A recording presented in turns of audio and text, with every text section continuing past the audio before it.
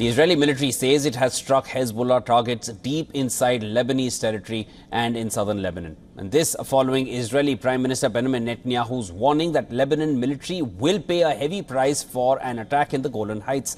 At least 12 people were killed as the rocket struck a football field in the town of Majd al-Shams. Authorities say all those killed were aged between 10 and 20. It was one of the deadliest strikes on Israel since the start of the conflict in Gaza.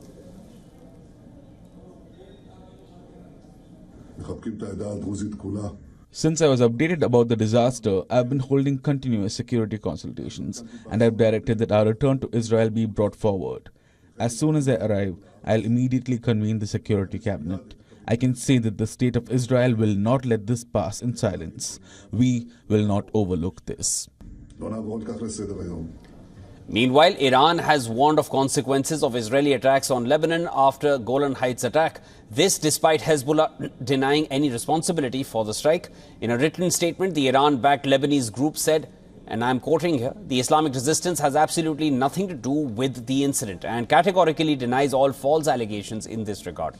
However, before reports of the strike emerged, Hezbollah had claimed responsibility for 4 other attacks, including one on military headquarters of the Hermon Brigade on the slopes of Mount Hermon, the base of which is around 3 kilometers from the football pitch. Meanwhile, Lebanon tried distancing itself from the incident, condemning all acts of violence and aggression against civilians. The Lebanese government said, and I quote here, targeting civilians is a flagrant violation of international law and goes against the principles of humanity. It has called for an immediate cessation of hostilities. The United States, which has been leading diplomatic efforts aimed at de-escalating the conflict across the Lebanese-Israeli border, called the attack horrific.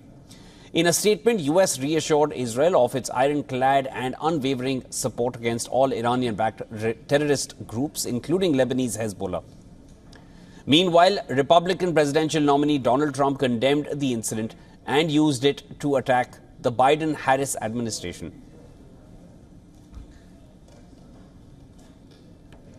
For more on this, we were earlier joined by Hino Klink from Washington, D.C., who is a former Deputy Assistant Secretary of Defense for East Asia. Here were his thoughts on the matter. Certainly in recent weeks it is. I think what makes this attack particularly escalatory is that it was a purely civilian target. Only civilians were killed, and quite candidly, the fact that those that were killed were mostly children and teenagers makes it particularly heinous. I do anticipate the Israelis will respond forcefully. I think we've got a taste of that last week after the Houthi attack in Tel Aviv that you mentioned previously. I think that the Israelis will demonstrate that they're resolute when it comes to defending their people and their territory.